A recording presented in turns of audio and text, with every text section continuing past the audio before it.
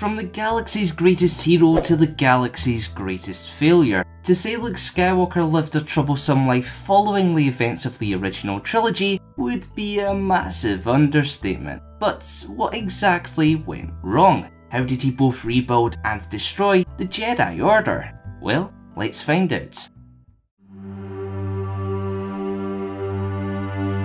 Hoping to learn from the mistakes of his predecessors, Luke Skywalker chose to travel the galaxy in search of rare and invaluable relics. He even managed to uncover seemingly long-lost scriptures containing ancient Jedi wisdom and abilities. But perhaps his greatest find, if not a star compass once belonging to Emperor Palpatine, one he antiquated from an observatory on Pelio, happened to be the cyclical nature of conflict between good and evil, something that would later influence his self-imposed exile.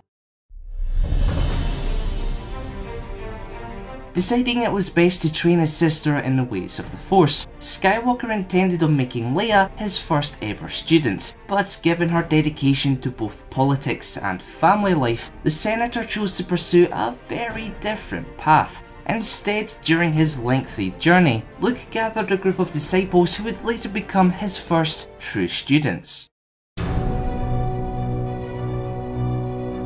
With the confidence needed to rebuild the Jedi Order, having spent years understanding much about himself and his destiny, Skywalker began to pass on all of what the Galactic Empire tried so hard to eradicate. But despite his years of preparation and many precautions, nothing could quite prepare him for the influence of Supreme Leader Snoke, particularly on the young and impressionable mind of Ben Solo. Even before confronting his powerful nephew, Skywalker knew it was already too late, yet he simply could not strike the Jedi down where he slept. Solo, however, had no qualms about leaving his uncle for dead and eliminating every single Jedi initiate within the isolated training temple. Awakening to much more than fire and smoke, Skywalker's sheer regret and dismay saw him vanish from galactic view. So by studying the spread of Uneti saplings, a rare type of force-sensitive tree, he isolated himself on the watery world of ahch-to, home of the first ever Jedi temple. From there, Skywalker severed his connection to the Force and hoped to live the rest of his days much like his early life on Tatooine. That was until his daily chores were disrupted by the arrival of Rey.